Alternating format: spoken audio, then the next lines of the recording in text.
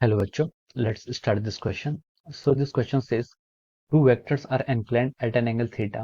So how would you add these two vectors analytically? Discuss the special case when theta is equal to 90 degree.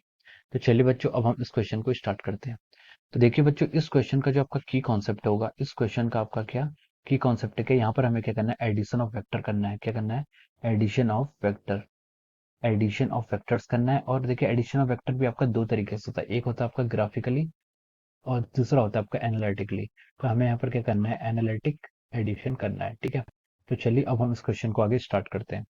तो देखिए इस question में हमसे बोला है कि दो वेक्टर्स हैं which are inclined at an angle theta degree. ठीक है, दो वेक्टर्स हैं जो थीटा डिग्री के इंक्लाइंड है. ठीक है, ये आपका क्या, मान लीजिए आपका this vector is our A vector. इस वेक्टर को मैं क्या बोल रहा हूँ, यहाँ पर मैंने इसको ए वेक्टर बोल दिया. ठीक है, और एक दूसरा वेक्टर है, मान लीजिए आपका ये क्या है, बी वेक्टर है. This vector is our B vector. Okay, this vector is our B vector. अब देखिए मैं क्या कर रहा हूँ, अगर इन दोनों वेक्टर्स को अगर हम ऐड करेंगे, ठीक है, so this two vectors are representing the sides of a triangle. ये ट्रायंगल की साइड दिखा रहे हैं. तो जो उसका रिजल्टेंट वेक्टर होगा वो क्या होगा, ट्रायंगल्स की आपकी जो थर्ड साइड होगी, this will represent the resultant of this two vector. Okay, ये आपका क्या होगा, रिजल्टेंट हो जाएगा. देखिए ये वेक्टर्स की आपका एनक्लाइंड है किसी एंगल से, ये हमें क्वेश्चन में गिवन है. ठीक है, उसने बोला है कि two vectors are inclined at an angle theta.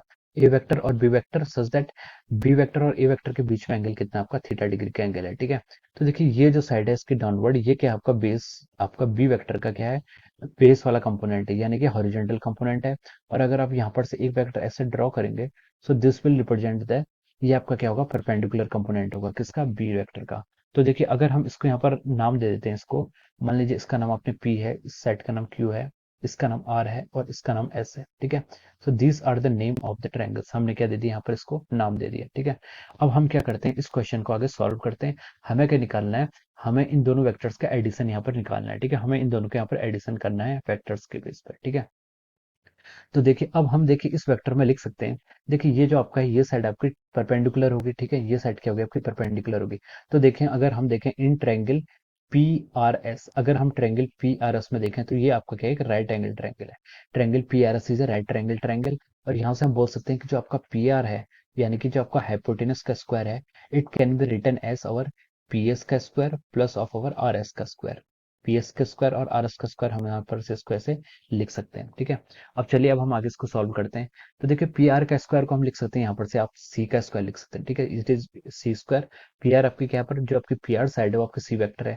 P S vector को हम कैसे लिख सकते हैं, P Q vector plus Q S vector. क्या लिख सकते हैं, P Q vector plus of our Q S vector plus of are S vector. R S vector को हमने क्या लिख लिया, यहाँ से आर एस वेक्टर को हम यही लिख सकते हैं. ठीक है, अब देखिए हमारे इसको अगर हम फर्दर आगे सॉल्व करें तो हम इसे लिख सकते हैं C square equal to P Q का whole square plus Q S का whole square plus two A B. यहाँ सब लिख सकते हैं two into P Q into of your Q S plus of और आर एस का होल स्क्वायर. ठीक है, तो ये आपका आ जाएगा ऐसे.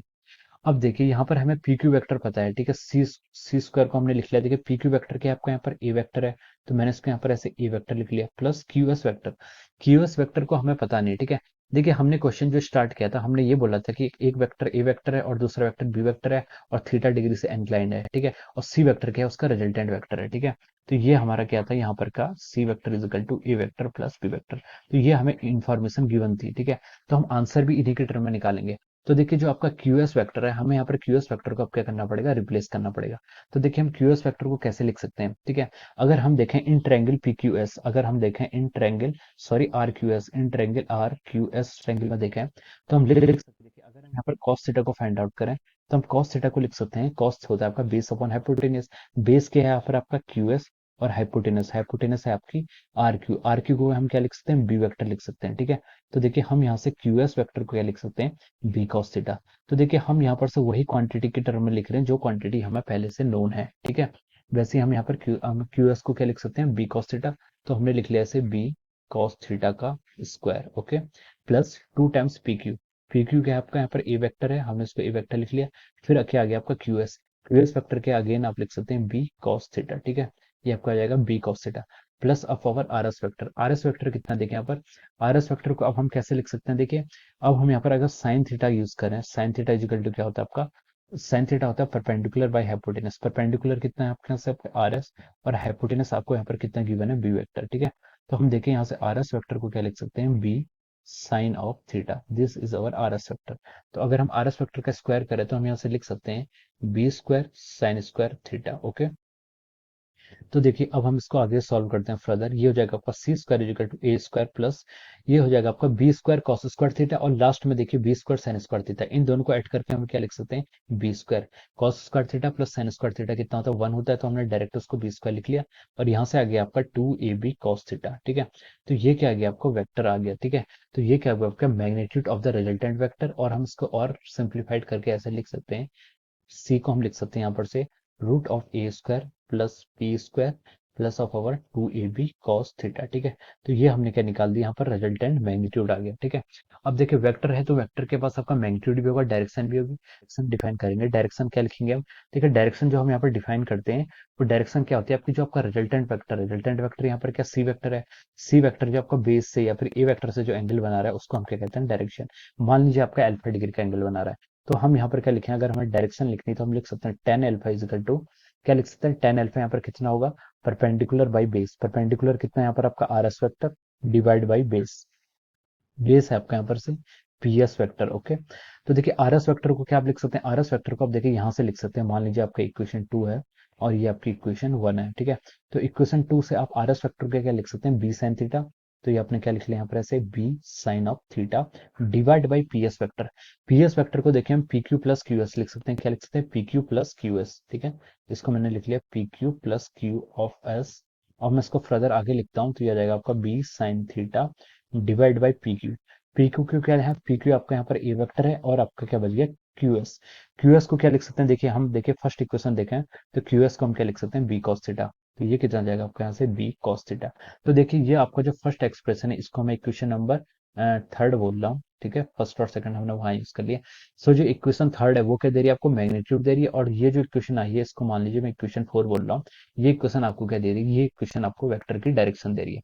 तो वेक्टर्स में क्या क्या होता है, एक मैग्नीट्यूड होता है और एक डायरेक्शन होता है, तो हम यहाँ से उसे कैलकुलेट कर सकते हैं।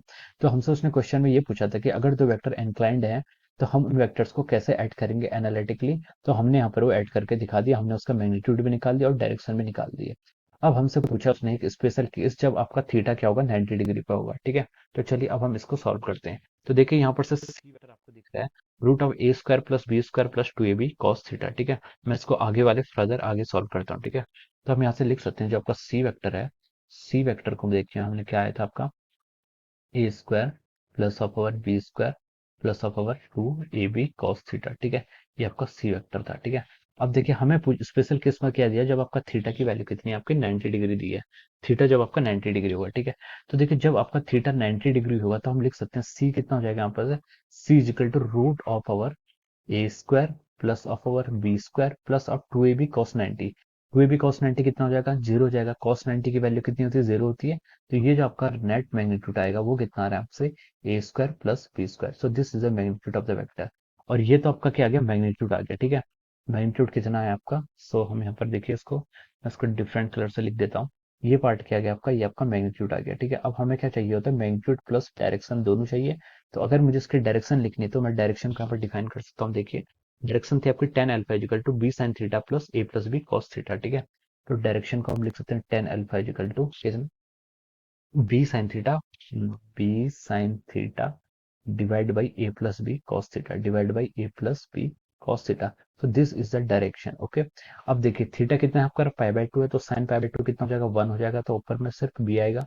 नीचे देखिए कितना होगा, A plus B cos theta, B cos theta मतलब बी कॉस पाई बाय 2 मतलब जीरो। तो इसका आंसर जो आएगा टेन अल्फा का वैल्यू कितनी है, यहाँ से बी बाई ए, या फिर हम लिख सकते हैं जो आपका अल्फा एंगल होगा वो आ जाएगा आपका टेन इनवर्स बी बाई ए। ठीक है, तो ये क्या आ गया आपका बी बाई, ये आपकी क्या आ गई, डायरेक्शन आ गई। ये टर्म क्या आ गया आपकी, डायरेक्शन डिनोट कर रही है, और ऊपर हमने उसका मैग्नीट्यूड यहाँ पर फाइंड आउट कर लिया था। ठीक है, तो दिस रिप्रेजेंटिंग अवर डायरेक्शन। सो ये क्या हो गया आपका, दोनों पार्ट हमने क्वेश्चन के सॉल्व कर लिए। ठीक है, देखिए पहले पार्ट में उसने हमसे बोला था कि दो वेक्टर्स को हम एनालिटिक कैसे ऐड करेंगे, तो हमने एनालिटिकली उसे ऐड कर दिया और हमने यहाँ पर रिजल्ट निकाले। फिर उसने बोला कि discuss the special case when theta is equal to 90 degree.